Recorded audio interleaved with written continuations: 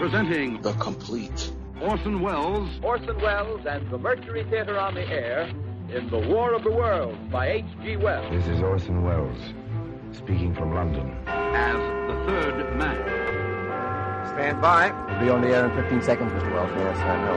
Stand by, everybody. Mercury Theater on the Air presents Orson Welles as Count Dracula in his own version of Bram Stoker's great novel, Dracula. What evil lurks in the hearts of men? The shadow knows.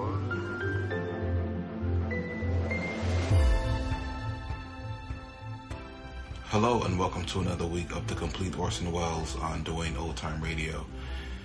This week we will listen to a series that Orson produced, directed, and produced called Hello Americans. Hello Americans aired on CBS Radio from November 1942 to January 1943. There were only 12 episodes, so it had a fairly short run. It was kind of a propaganda, nationalistic, pro-American, that's a good way to put it, pro-American series.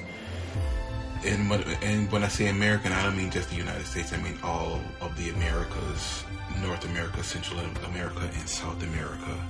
As I said, Orson produced it, but it was done under the direction of the Office of the Coordinator of Inter-American Affairs.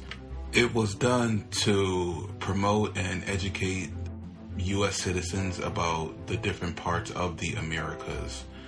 This first episode was titled Brazil. This episode aired November 15th, 1942. Hello, Americans. This radio show is for all of you who speak this language. It's about the rest of America. That's a big word, America. It's easy to forget how much it means. It's a big subject. In case I get something wrong or you have any questions to ask, I wish you'd just phone me up here at CBS. I'd be very glad. Hello, who's speaking? Who are you? I'm Orson Welles. Okay, you're Orson Welles. I'm one of your listeners. I took you up on that offer. What can I do for you? Don't read us any lectures about loving our country. That's what you can do. I wasn't going to. Well, don't. I love my country without you telling me to, and so does everybody else. Okay? Okay. And another thing. Yes? What do you mean by saying the show you're doing is only for Americans who talk English? Everybody in America talks English. I've got you there. I was just saying it's easy to forget how much America means when you called up. You say we all love our country, and of course that's true, but do we all love America? Do you realize what America means? For us, there's our part of it first. Our neighborhood, streets, and stores. The house we go home to. Neighbors' houses. A church, a school, our precinct, our state and the other 47. Our new nation, conceived in liberty. Our country, right or wrong. When it's wrong, we'll make it right. What's close to us looks biggest. That's the law of perspective. But there's another law. A natural law that says you see further the higher you stand. And we're growing up. We stand higher.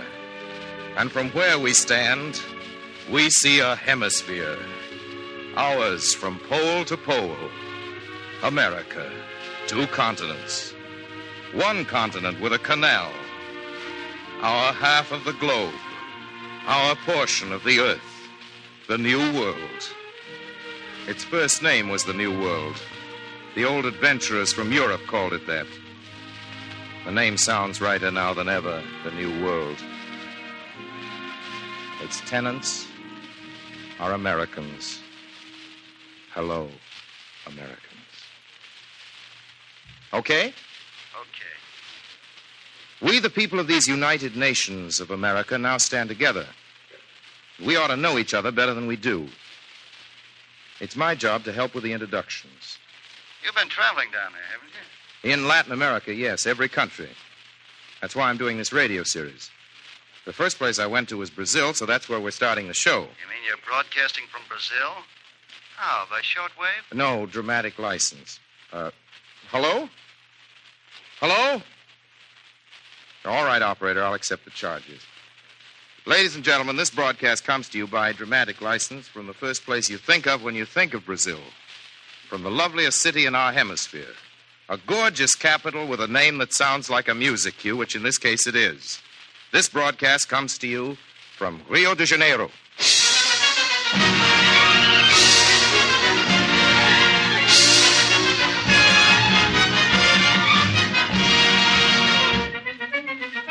The Carioca. I've always liked that tune. Cariocas are what you call inhabitants of Rio. It's a word like Angelino or Maverick or Hoosier. They're a special sort of people, Cariocas. They get an extra lot of fun out of life, which is understandable when you consider where they live. And they're the best-natured folks I've ever met. I hope they'll forgive me then for playing a rumba on this program. Rumbas don't come from South America. They originated in Central America. The one you hear now was written some years ago in North America. Anyway, for Yankee ears, this song really does stand for some part of the excitement of this place. The glamorous, expensive, international side of it. The golden beaches on the Copacabana, the casinos, the smart women and the pretty girls. The side of Rio the Cariocas are naturally proudest of. But there's another side of Rio. You hear it? Not a seamy side, not at all. Even if smart isn't the word for it. No, indeed, if Rio's backyard isn't exactly gala, it's even gayer than Rio's front lawn. There isn't a jazzsmith up north who could ever express it. It's set to music, but the music's all its own. Rich, deep, Brazilian. Comes rolling down to Rio from the hills. Throbs in the streets. Everybody dances to it. It's called samba. If you scramble the two words music and Brazil together and then unscramble them again, you end up with the word samba. Also, if you scramble a moderate number of Brazilians together and then unscramble them, you find out they've been dancing the samba. I think they'll admit they need very little provocation to begin with. And once they've started dancing, they need no encouragement at all to continue. No one is standing by to give them the rhythm. They roll their own. Using matchboxes, straw hats, tabletops, little pieces of wood, anything at hand. If no one is standing by to stop them, they're quite capable of dancing until dawn, and then another dawn, and then still another. From all this, we neighbors have guessed that the samba is quite some phenomenon. Dig that rhythm, you cats. That's the Amazon and the conga talking. Querendo ver, pega logo num bandeiro, põe na mão do brasileiro, vê como ele dá no couro. Pega uma sandália cor de prata, põe nos pés de uma mulata, põe como ele vale ouro. Querendo ver. Right here, I'd like to remark that samba, like some wines, doesn't seem to travel very well. Anyway, I've heard sambas up in the States, seen groups of my fellow citizens dancing what they hoped was samba. And from where I stand, which is right in the heart of the samba country, I can tell them now they don't know the half of it.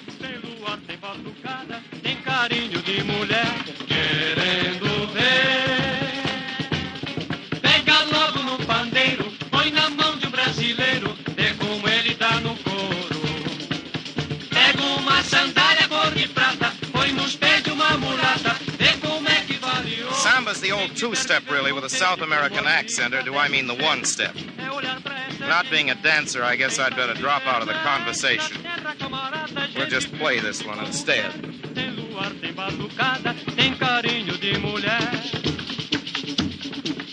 You listeners up in North America, try it. Roll up the parlor rug, grab your best girl, and see what you make of it.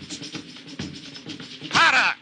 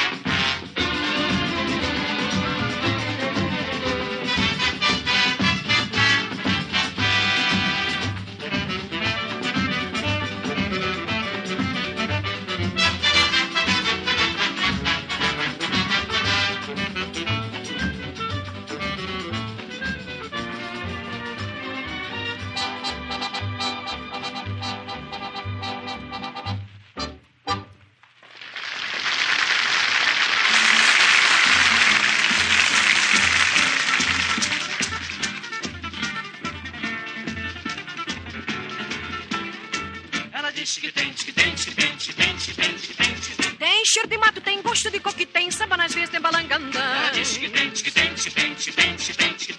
Tem a pele morena e o corpo febril dentro do peito, amor do Brasil. Tem cheiro de mato, tem gosto de coco, tem samba nas veias, tem balanganda. Tem a pele morena e o corpo febril dentro do peito, amor do Brasil. Cantei em São Paulo, cantei no Pará, tomei chimarrão e comi vatapá. Eu sou brasileira, meu todo revela que a minha bandeira é verde e amarela. Cantei em São Paulo, cantei no Pará, tomei chimarrão e comi vatapá. Eu sou brasileira, meu todo revela que a minha bandeira é verde e amarela. Tem cheiro de mato, tem gosto de coco, tem samba nas veias, tem balanganda. Tem a pele morena e o corpo febril dentro do peito, amor do Brasil. Eu digo que tenho muamba, que tenho no corpo um cheiro de samba. Só falta pra mim um moreno vagueiro, que seja do samba e bom brasileiro. E eu digo que tenho muamba, que tenho no corpo um cheiro de samba. Só falta pra mim um moreno vagueiro, que seja do samba e bom brasileiro. Tem cheiro de mato, tem gosto de coco, tem samba nas veias, tem balanganda. Tem a pele morena e o corpo febril dentro do peito, amor do Brasil.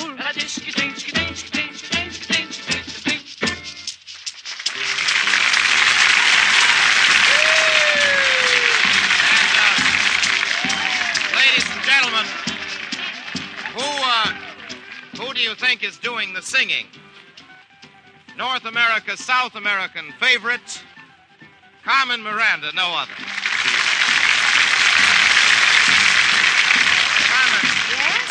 Carmen, for the benefit of our listeners up north who may be trying to dance to this, may I tell them to relax a little bit and just sort of bounce from the knees? Ah, please do, Orson, and tell them to enjoy themselves. Enjoy yourself. You know, Orson? Yes, I know. Why don't you sing just a little bit of samba with me? Carmen. Sure.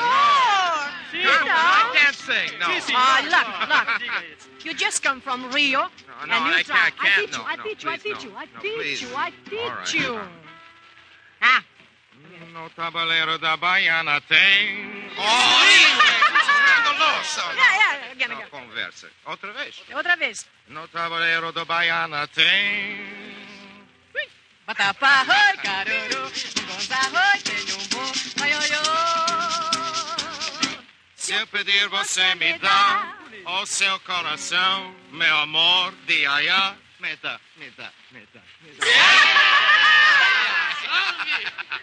E no coração da baiana tem o quê? Sedução, oi, cantarei, ilusão, oi, candomblé, pra você.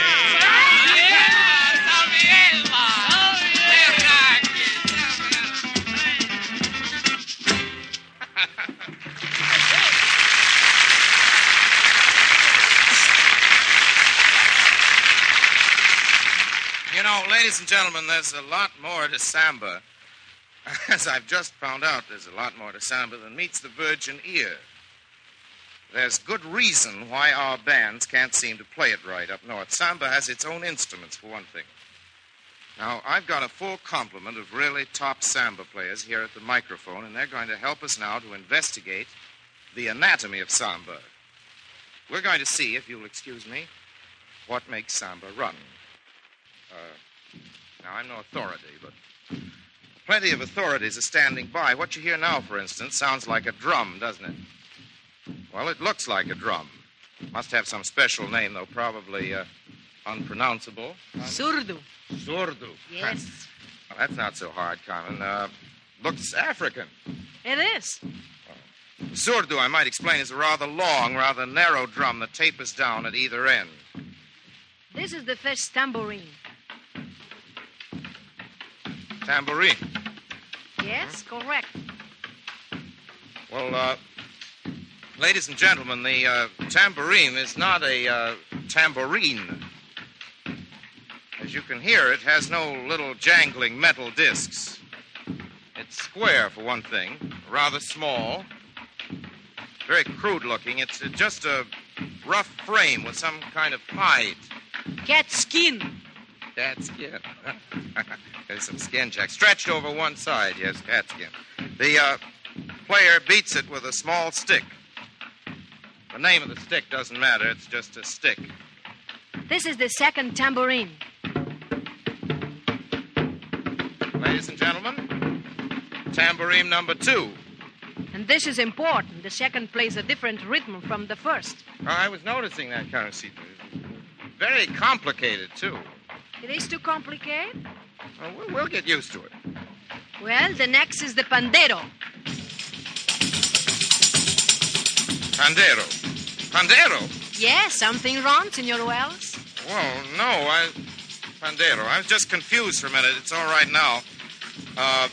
Ladies and gentlemen, this instrument, oddly enough, is exactly like our tambourine.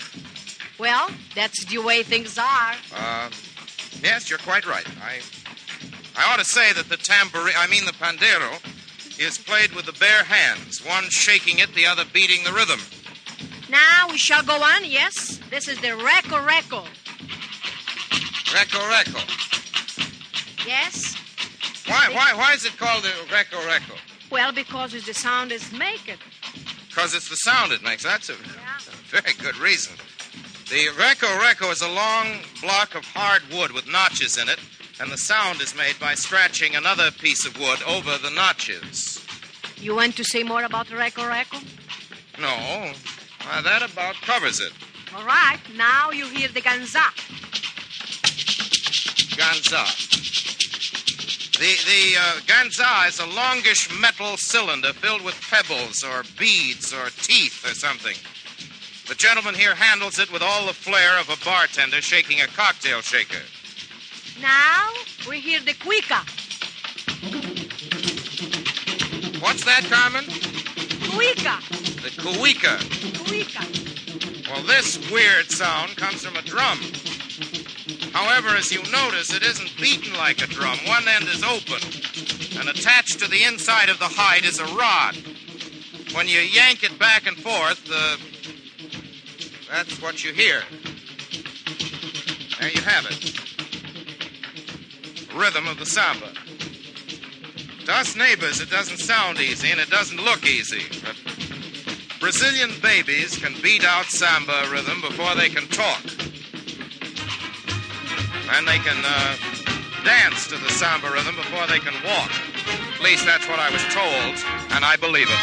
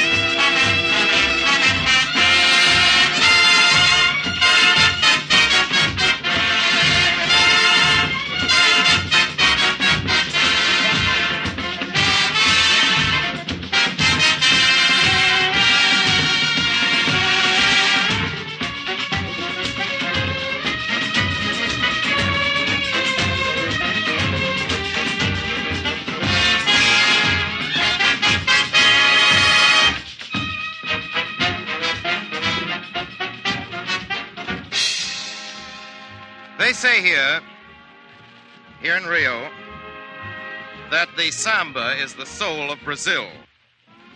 This is a very popular saying, and like many popular sayings, it can be misconstrued. It might lead us to believe, for instance, that Brazilians think seriously of nothing but dancing and singing. This isn't true, as any Brazilian will tell you. That's right, Orson. It is true. Brazil is a big country, a very big country. Indeed it is, and a wonderful one. I like it very much, and every Brazilian likes it very much. I've noticed that, Carmen. Some like the Sertões of the north, some like the cattle plains of the south, some like the port cities along the coast, some like the jungles in the interior. But all Brazilians like Brazil, as you say, Carmen, very much. There's a lot to like. There's a lot to tell. There's history and legend and romance. Most people don't care very much for statistics. Depends on what interests you. For instance, if you're a businessman... That's what I am, a businessman. I will tell you something about Brazil. This country is 3 million square miles of the biggest wealth potential on God's green earth. And I really mean green. What do you know? They grow 2/3 of the world supply of coffee here in an area 1/4 the size of Ohio. And that's only one item, coffee. Well, I guess if you're an economist, you'd be interested in all the other items, too. Right. I'm an economist. And everything considered, it seems simplest to say that Brazil could feed the world. Everything grows here. Wheat, corn, tea, rice, yes, sugar, certainly, fruits, tobacco, cocoa, cattle. You could probably go on for quite a while. Oh, yes, I could. But those are only foods. Then there's cotton, rubber, hardwoods, dyes, waxes. We'll have to arrange a special broadcast. Until then, let's just say that it's a very fertile country, Brazil. More than fertile. Pardon? I'm a mining engineer. I've just been through the state of Minas Gerais. That's the gold country. They've been getting gold out of there for 2.5 centuries. And when they don't get gold, they get diamonds. Big ones, too. Great big ones. But I'm not so much interested in that. Or something more interesting than gold or diamonds? Not as romantic, maybe, but I'm more interested in the manganese. You need it to make steel. They've got enough here, untouched, to make new ball bearings for the entire solar system. And they've got the iron to use it on up in the valley of Rio das Velhas. Biggest iron ore deposit on Earth. Good thing to have, especially these days. Well, Brazil's got it. Fabulous country. Well, they say that God is a Brazilian. Oh, excuse me. Would you repeat that and then explain yourself? Certainly. I'm a sociologist, and I was just quoting a Brazilian saying. God is a Brazilian. That is why he favored this country with so much. Matter of fact, it's estimated that Brazil could contain 900 million people with plenty of living room and food and comfort. Well, that's half the world. Only about 45 million here now. But where would all the extra ones fit? You can't send them into the jungle. No, sir, you're absolutely right. You can't send them into this jungle. There's nothing like it. I'm an explorer, been at it 40 years. Seen everything in Africa and India and Malay, every place. And take it from me, there's nothing like the Brazilian jungle. So thick you can't get in, and when you get in, you can't get out. So how can you live there? People live there now. Indians. Exactly, people. The odd thing is that there is not a square mile of Brazil that can't be lived in. And this is true even though huge areas are impassable now and others are unexplored. Which means simply that Brazil today is the last great frontier. Someday, though, the jungle, like the other frontiers, will be pushed back. Do you agree, Mr. Explorer? It'll take a dang big push. It's going to happen, there's no doubt of it. That's why I'm glad we naturalists have been busy collecting specimens and making notes before it gets too late. I suppose it goes without saying that Brazil is a naturalist paradise. Charles Darwin put it this way. Brazilian scenery, he said, is nothing more nor less than a view of the Arabian Nights with the advantage of reality. Oh, I'll have to remember that about the Arabian Nights. It's very accurate. You can take an hour's walk around the city of Belém, for instance, and get about 500 different kinds of butterflies. Then there are the flowers, the insects, the animals, all in unbelievable profusion. Monkeys, vampire bats, hummingbirds, jaguars, stingrays, crocodiles, giant snakes, parrots. Oh, that's what I like, the parrots. We just got married. My husband and I mean. And we were in Rio on our honeymoon, and there's a restaurant we went to where you sit on a terrace, and right there you can reach out and touch the jungle.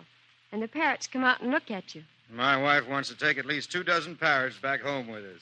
Me, I'm an architect, and I'd prefer some of the Baroque colonial buildings I've seen. You don't find a better example of that sort of thing in Minas or Bahia. That's quite a problem, moving large buildings from one country to another. I think it's been done, though. castles or something like that in crates. Oh, he's just joking, but I'm serious about the parrots.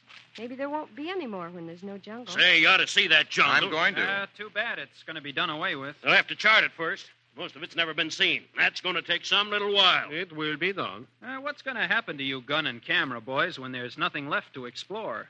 And without a good jungle in the world, what are the adventure story writers going to do? We'll pass over that question for the moment. Your credentials, please. I'm a writer. Came down here to Rio to do a family novel about my hometown, Elko, Nevada. Distance lends perspective. What I like here are the air-conditioned skyscrapers. There's certainly nothing new to you. Contrast. That's new. You go up to the top floor of one of these slick buildings and look out towards the hills and see real jungle. Dances and music right from Africa. Skyscrapers and jungle.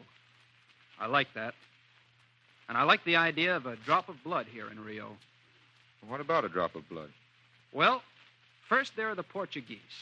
Spanish, Arabic, Nordic, Greek, Moorish. Portugal's the melting pot of Europe. All right. The Portuguese come to Brazil.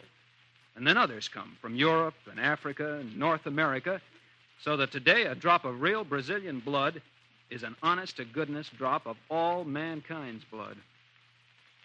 That's true.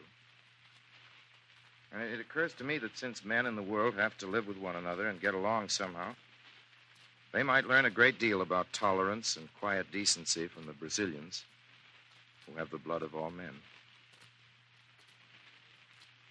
Remember the story about the committee of blind men who investigated the elephant? They handed in quite a report.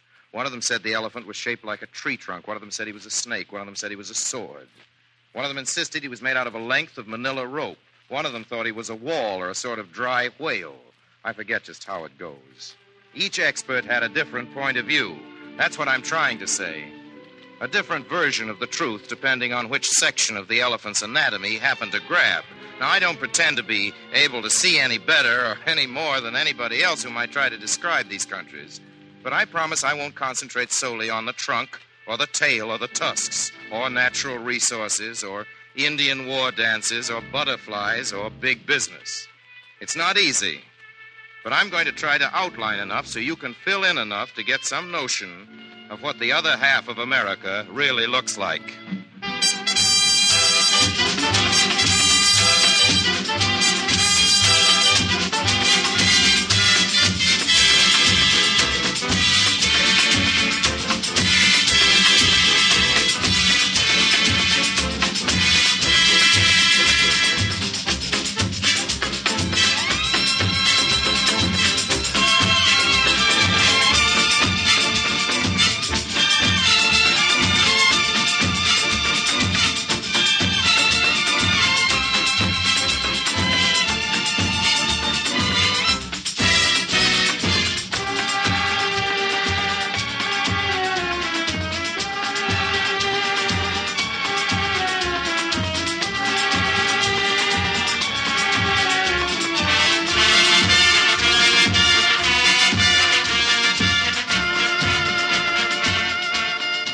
Pardon me, Senor Wells, but we must go now. The plane is waiting. Oh, that's right. Thanks. And excuse me, everybody. I've got to get out of the airport. This week, we're flying the Andes. Tomorrow, by special dramatic license, we'll be in Cochabamba. From there on to La Paz and Lake Titicaca on the Altiplano. Then the Northwest, Cusco and Quito and Bogota. Next week, we'll tell you about it. The Andes deserve more than one broadcast, but I'm afraid we're in a hurry and we've got a lot to tell. For now, I'd like to thank the fine Brazilian musicians who brought us their authentic music on tonight's broadcast. I'd like to thank Lud Gluskin, who was also around and did the conducting. And as for Carmen Miranda, well, Carmencita, here's a big abrazo. Thank you very much, Orson. Hasta loguinho. Hasta luego, Carmen. Hasta loguinho. Hasta luego, todo mundo. Good night, Americans. This program is a presentation of the Columbia Broadcasting System.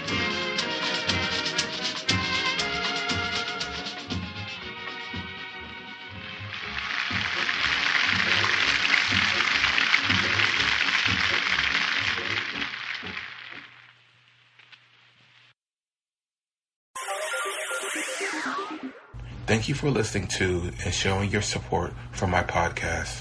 If you would like to receive notifications of when new episodes are posted, please subscribe to my channel. Subscriptions are 100% free, and they really help me get an idea of how I'm doing. You can also go to my website where you can listen to all of my podcasts for free, and you can also download episodes for free. The website is otr.duane.media. There is also donation information on there if you want to show your support or become a patron. You can email me at info@otr.duane.media. I'm also on Instagram at duane.otr. Well, hope you enjoyed, and until next time, stay safe, wish you well, and as always, peace.